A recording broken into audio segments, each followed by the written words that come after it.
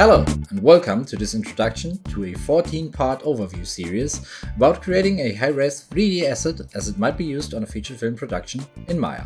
In this case, a World War II warbird, a P-51D Mustang. I originally recorded this video series as a guide on how to approach a complex 3D asset for a VFX course that I'm giving at University of Applied Sciences Dortmund, as well as for students working at our immersive storytelling lab. Due to time constraints, the asset does not meet all of the criteria and standards that we would usually apply to such an asset on a large-scale production, but most, so I guess it's close enough to work as an overview on how to approach things like correct subdivision surface modeling, UV mapping, texturing, shading and rigging.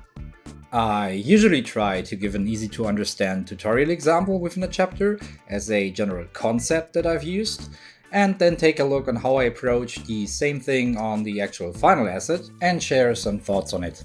This series is an overview of the finished asset, which I recorded for students to understand and take apart the Maya file, and I decided to publish it on YouTube as well. This almost 9 hours overview series was originally accompanied by a set of time-lapse videos documenting my progress on the asset, which I might publish on a later date.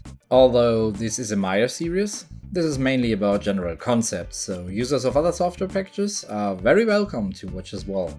So let's have a look.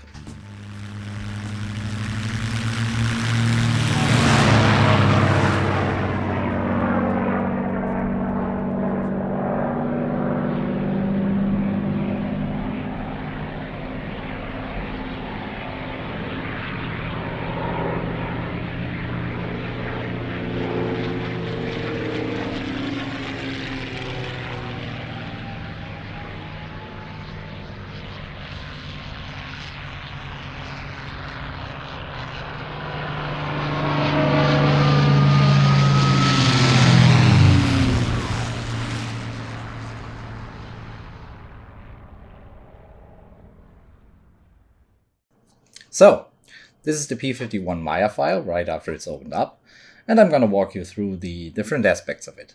I'll start with how and why it's modeled the way it is, then take a look at the hierarchy, the rig, its animation capabilities, and how certain aspects of it were set up, and then move on to the UVs and the Arnold shader setups with a little detour to Bifrost along the way. I'll try to explain roughly how parts of the asset were set up, and especially why I decided to approach these parts the way I did, and where maybe I took a few shortcuts compared to how you would do it on production, especially on larger teams where a lot of people would usually work on different aspects of the asset, whereas in this case I kind of build the asset to the standard that I need to create some demo shots, but not a lot more than that.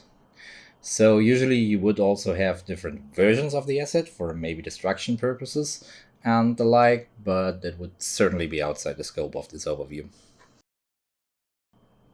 So the first thing I'd like to see are its textures, so I'm going to reload them and regenerate the UDIM previews, as the model's main texture is split into different tiles, which Maya doesn't display unless you ask it to.